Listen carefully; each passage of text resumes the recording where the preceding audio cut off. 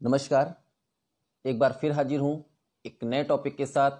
मैं आपका दोस्त अंशु तिवारी एडवोकेट और आप देख रहे हैं अपना प्यारा YouTube channel the legal talk. तो अधिक समय न लेते हुए चलिए शुरू करते हैं। दोस्तों, आज ऑल इंडिया बार एग्जामिनेशन 16 के प्रैक्टिस सेट 4 पर चर्चा करेंगे, जिसमें हम केवल आईपीसी के क्वेश्चंस को ही देखेंगे। पहला प्रश्न है, किस धारा को दहेज हत्या के मामलों की सुनवाई के लिए अधिनियमित किया गया है? Option A 366 A, option B 477 A, option C 498 A, option D 489 A. सबसे पहले हम 366 ए को देखेंगे। तो 366 ए में अप्राप्त वय लड़की का उपापन यानी प्रोक्यूरेशन ऑफ माइनर गर्ल्स के बारे में बताया गया है। 477 ए लेखा का मिथ्याकरण है। 498 ए किसी स्त्री के पति या पति के नातेदारों द्वारा उसके प्रति क्रूरता करना है। 489 ए बैंक नोटों का कूटकरण है। देखिए, इसमें दहेज हत्या से संबंधित कोई धारा नहीं है, क्योंकि दहेज हत्या 304 बी में है।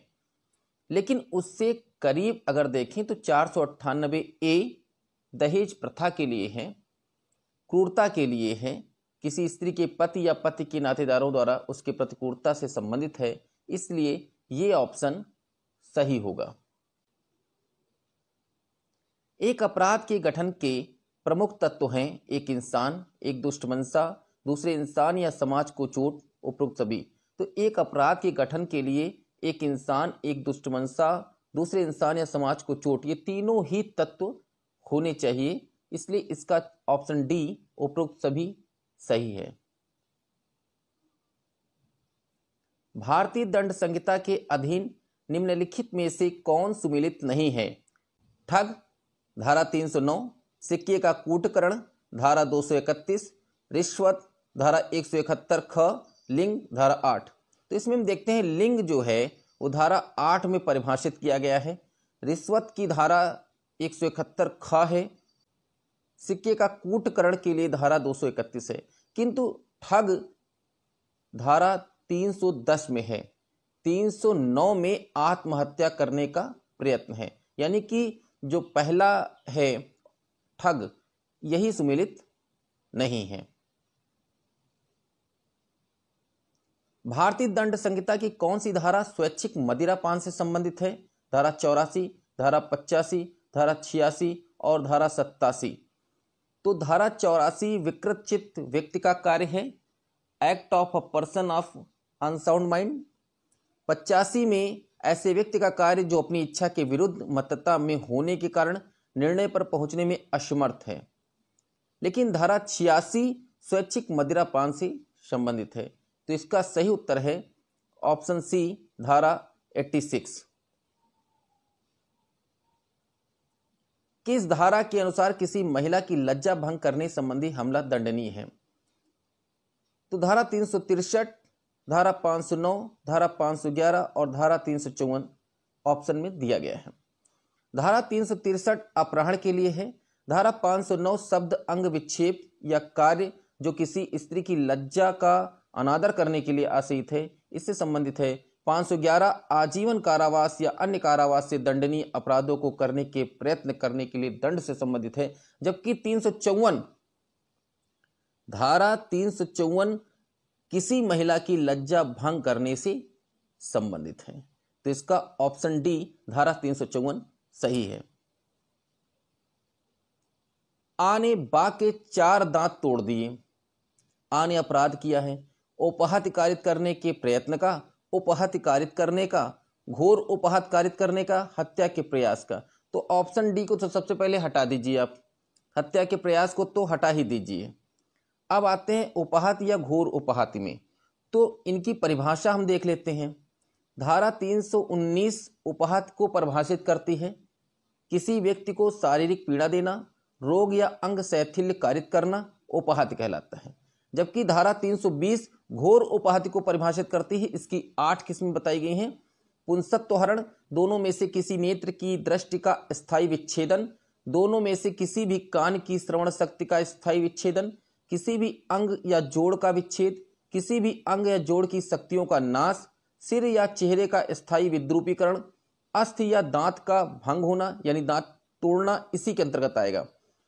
कोई उपाहति जो जीवन को संकटापन्न करती है यानी जीवन पर संकट उत्पन्न करती है, घोर उपाहति के अंतर्गत आता है। तो इसका जो सही उत्तर है वो ऑप्शन सी है, घोर उपाहति कारित करने का अपराध किया है।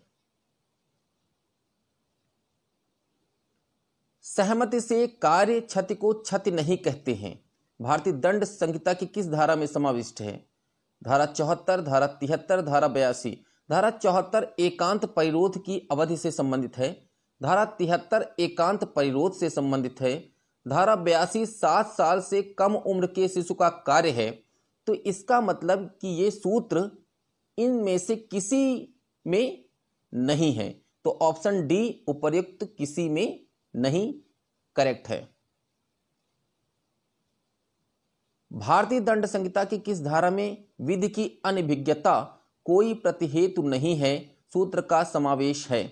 धारा 78, धारा 76, धारा 80, उपर्युक्त में से कोई नहीं। धारा 78 न्यायालय के आदेश या निर्णय के अनुसरण में किया गया कार्य है, जबकि धारा 76 विधि द्वारा आबद्ध या तथ्य की भूल के कारण अपने आप को विधि द्वारा आबद्ध होने का विश्वास करने वाले व्यक्ति द्वारा किया गया कार्य है, यानी कि विधि की अनभिज्ञता कोई प्रतिहेतु नहीं है। यह सूत्र धारा 76 से संबंधित है, तो इसका ऑप्शन बी सही है। लोक मार्ग पर उतावलेपन या उपेक्षा से कोई वाहन चलाना किस धारा के अंतर्गत दंडनीय अपराध है? धारा 278, धारा 273, धारा 279, धारा 280। तो धारा 278 अगर हम देखें तो धारा 278 कहता है कि वायुमंडल को स्वास्थ्य के लिए अपायकर बनाना। धारा 273 अपायकर खाद्य या पेय का विक्रय है। धारा 279 लोक मार्ग पर उतावलेपन या उपेक्षा से कोई वाहन चलाना। 280 धारा 280 जलयान का उतावलेपन से चलाना है, यानी कि इसका जो सही उत्तर है वो है धारा 279। इनमें से कौन सा सही सुमेलित है? अश्लील गाने 323, ठग होना 379, पीछा करना 313, अम्ल फेंकना 326 ख। तो इसमें जो अम्ल फेंकना 326 ख है वो सही है, बाकी पीछा करना 313 गलत है, ठग होना 379 गलत है, अश्लील गाने 323 गलत है। अश्लील गानों के लिए जो धारा है आईपीसी में वो 294 है, ठग होना 311, पीछा करना 354 घ और 323 है स्वेच्छा से उपहार कारित करना, 379 चोरी और 313 स्त्री की सम्मति के बिना गर्भपात कारित करना। दोस्तों, आपको ये संकलन कैसा लगा कमेंट सेक्शन में कमेंट करके जरूर बताइएगा। और प्रैक्टिस सेट 1, 2 और 3 को अगर अभी तक आपने नहीं देखा है तो उनका लिंक मैं डिस्क्रिप्शन में दे दूंगा, आप वहां से जाकर उन्हें देख सकते हैं। इसी के साथ आज का टॉपिक समाप्त। मिलते हैं एक नए टॉपिक के साथ, तब तक के लिए नमस्कार, जय हिंद, वंदे मातरम। अगर वीडियो पसंद आई हो तो वीडियो को लाइक कीजिए, शेयर कीजिए और चैनल को सब्सक्राइब करके बेल आइकन को प्रेस कीजिए, जिससे हमारी आने वाली वीडियोस आप तक सबसे पहले पहुंचें। और किस टॉपिक पर आप वीडियो चाहते हैं कमेंट सेक्शन में कमेंट करके जरूर बताइए। धन्यवाद।